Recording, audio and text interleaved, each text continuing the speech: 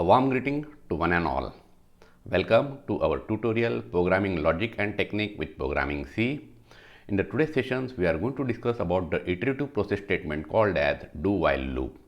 In the last session, we have solved many problems which were based on a while loop. We have discussed in depth about the while statement, then while one statement, and finally we have seen the synonym of for loop to while loop. Okay. In the today's sessions, we are going to discuss about the iterative process statement called as do-while statement. Then we will see how to use a do-while statement for validating what? A data. Then we will see the entry and exit control loop, and finally we will end up with the infinite loop. Okay, so let's start with a do-while statement. So the format of do-while statement is something like this. Do the statement inside the body of the loop and then while the test expression. It means first of all we are executing what? The statement, and finally we are checking the test expression. It means there is a guarantee that the statement inside the do while loop will be executed minimum one time. Okay, so let's see, the body of the do while loop is executed once.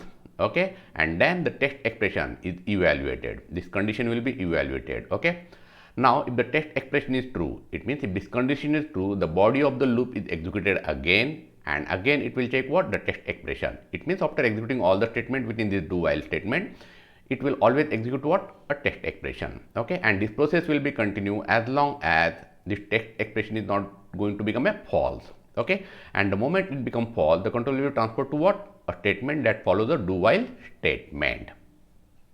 Okay, so remember dear friends, the statement within the body of the loop will be always execute minimum one time in case of do while loop, which is not true in case of for loop and while loop.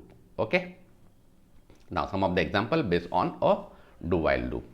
Accept the list of number as long as a number minus 999 is not entered, and find the largest among all the number that you have accepted.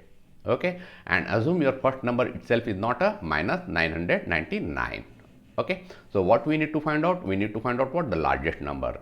So assume initially our largest number itself is a 0. Okay, now accept a first number. Okay. Assume your first number is what? 15, and now continue the process. What is that? Check whether the number 15 is greater than largest or not. If it is so, it means the 15 is greater than 0. Yes. So in that case, new large is what? The new large will become your number itself. It means your new largest is what now? It's a 15. Now within this loop, accept once again a new number. Assume that number is what? 65. Okay. Now check the condition. 65 is not equal to minus 999. Condition is what? True. So again go back to the looping statement and once again check what is the new value of num? 65. 65 is greater than 15. Yes. So your new largest number is what? 65. Okay. Again accept a new number. Suppose it is 45. This condition is true. Yes, it is a true. Then again go back to the loop. Now what is the value of number? 45. 45 is greater than 65? No. Okay, so it means your largest number will still remain what? 65 itself. Now again accept a new number. Assume it's a 95. This condition is true. Yes. Again check 95 is greater than 65. Yes, condition is true. So your new large is what? It's a 95. And now assume again you have accepted a number, say 67. Okay, so this condition is true. Yes. Again go back to the loops. Whether 67 is greater than 95? No. So it means your largest number will remain still a 95. Now here assume you have entered a number, say minus 999. Okay, so this condition will become what? It become false. So it means control will be transferred to the next statement that follows the do while, and here what you need to print? Here you need to print a largest number. Okay, and stop. So it means this process will be continue as long as someone is not going to enter a number minus 999, and we don't know at which moment or after entering how many numbers someone is going to enter this number. Okay, now take a next example. Accept the list of number as long as a number 99 is not entered. Okay, in the previous case we have seen minus 999, in this case 99, and find the smallest number among them. And also print how many number one has accepted.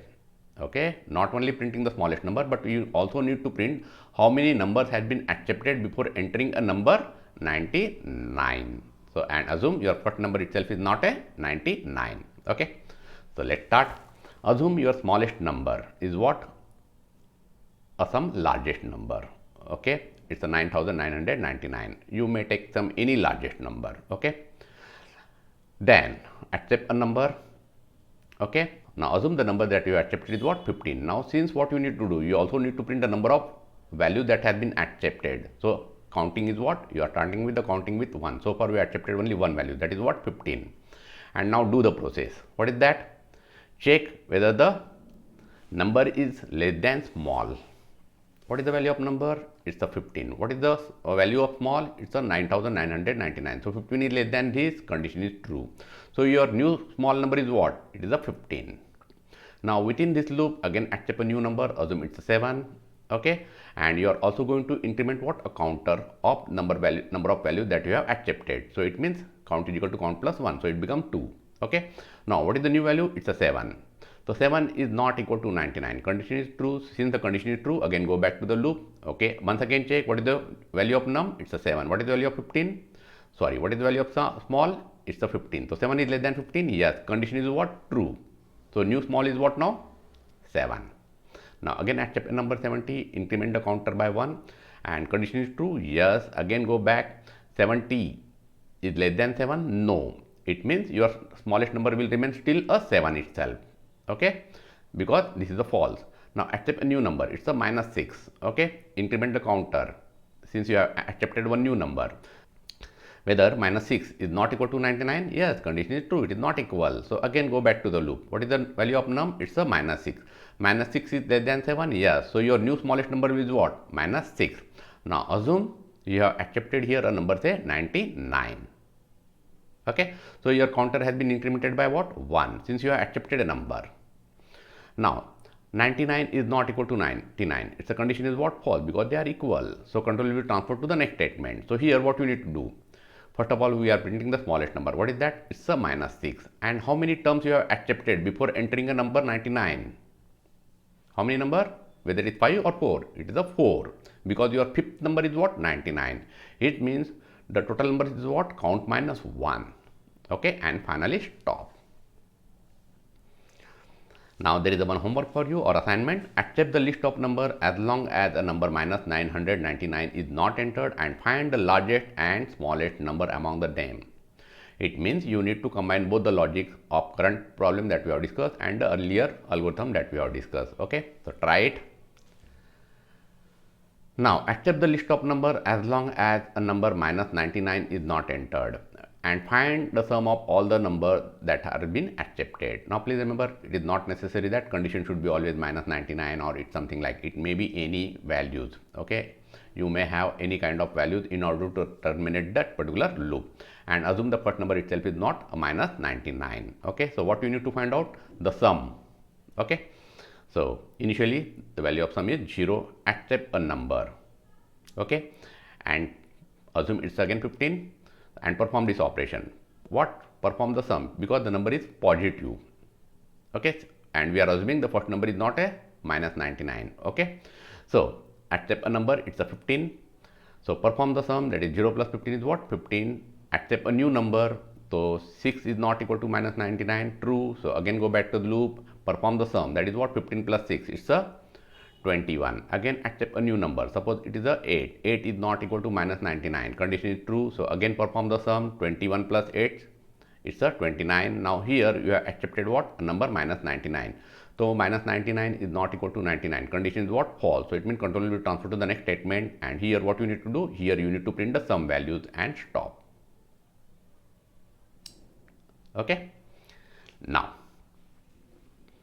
to find the sum of different set of pairs of a number as long as user wish. Okay, we have already seen how to find out the additions of the two number, but how many values we are performing the additions? We are performing the pairs of only one addition.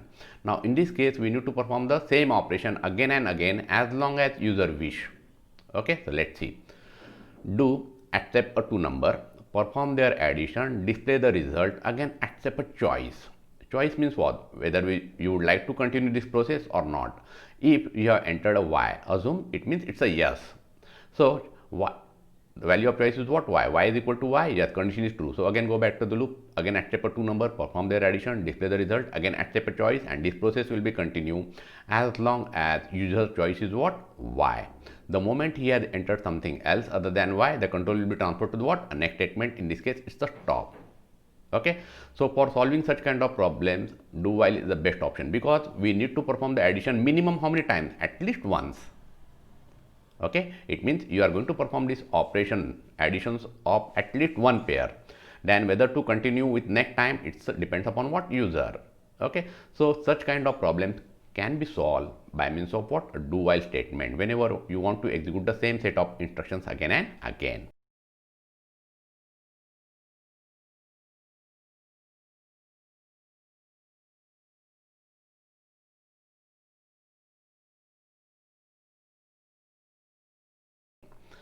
And now, how to validate a data using a do while statement.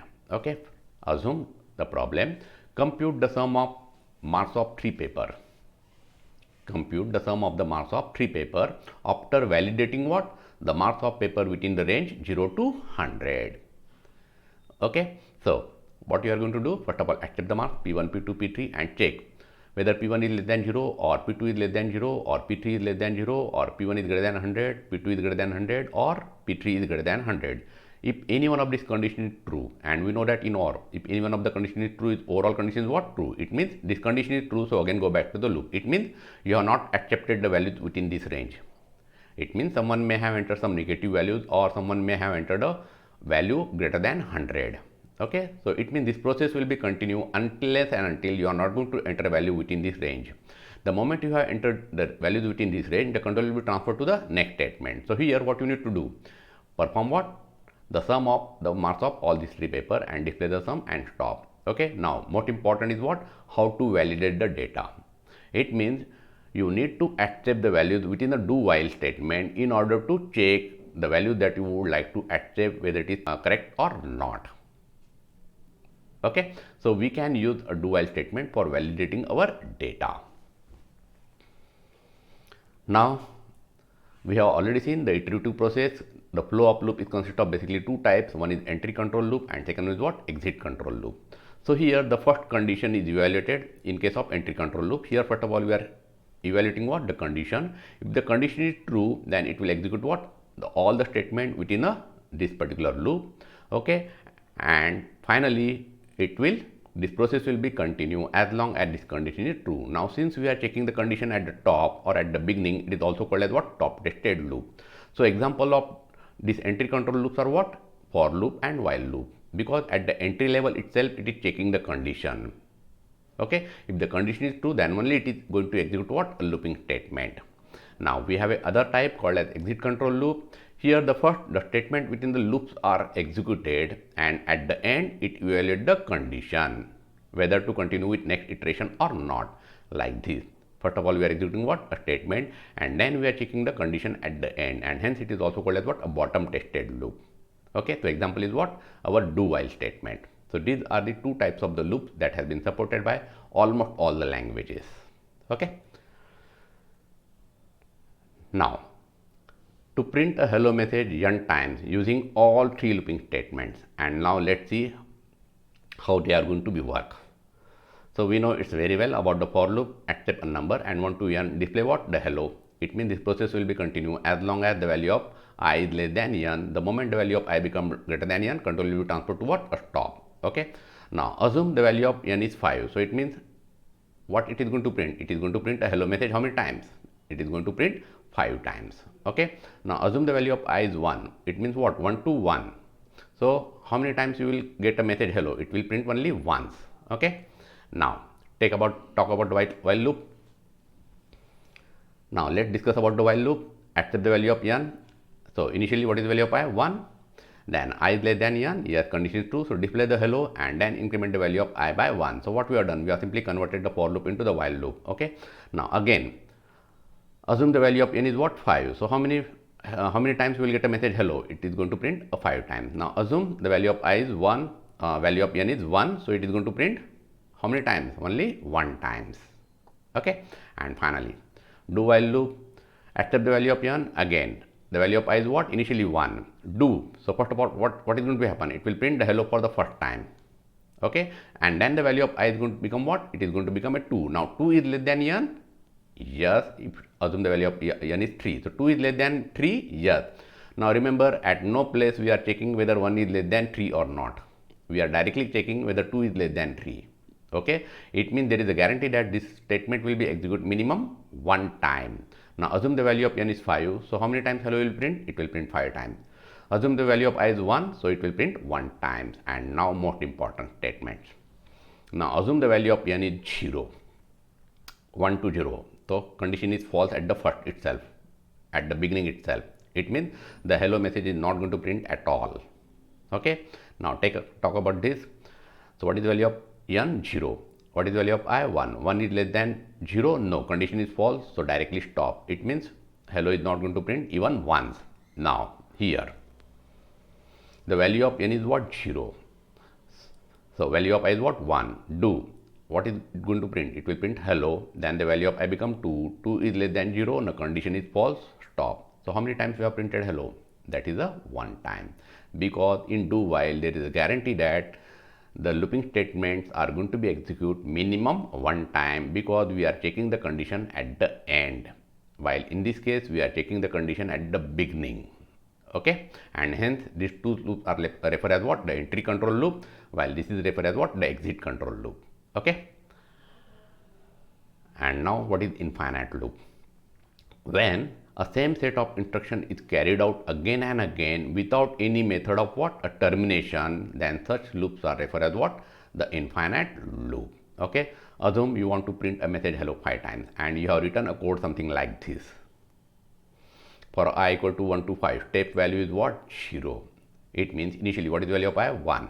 1 is less than 5, yes, condition is true. So print the hello, then increment the value of I by step value. But what is the value of step value? It's a 0. It means the value of I will remain what? Only 1. So again it will print hello, and again increment by 0. So it means this loop will work continuously forever. There is no method to terminate this loop, and hence it is referred as what? The infinite loop. Okay, now discuss about this. What is the value of I? 1. Okay, so 1 is less than 5, yes, condition is true. So hello. Now I again, the value of I is what? Again 1. So again 1 is less than 5, yes. So again hello, then the value of I is what? Again 1. The 1 is less than 5, yes, again hello, and this process will again continue. Now instead of writing I equal to I plus 1, what we have done? By mistakenly we have written I is equal to 1. So again this is what? This is an example of what? The infinite loop. There is no method to terminate this loop. Okay, now discuss with if go to statement. Initially what is the value of I? 1. Okay, so 1 is less than 5, yes. So print the hello. Now value of I has been incremented by 1. No. Okay, now what we have written here? Go to step 1. So again the value of I will become what? 1. 1 is less than 5, yes. So display hello. The value of I become 2. Again go to 1. So again it will what? The value of I will become once again 1. So instead of writing here go to step 2, by mistakenly what we have done? We have written go to step 1. Okay, so in all these 3 steps, this is an example of what? The infinite loop. No mechanism to break the loop. Okay, so in the today's sessions we have discussed about a do while statement. Okay, and we have seen when to use a do while statement. Then we have seen the entry control loop and exit control loop, and finally we have discussed about the infinite loop, and we have also discussed how to validate the data using a do while statement. So dear friends, we have covered almost some 45 problems based on 3 types of loop, that is what? While, do while, and using a for loop. So all these problems are only to build your logic. So try to solve all the problems and try to understand the purpose of each and every statement that has been written in that particular algorithm. Then only you will find it's very easy to understand. So with that, thank you very much. Have a nice day.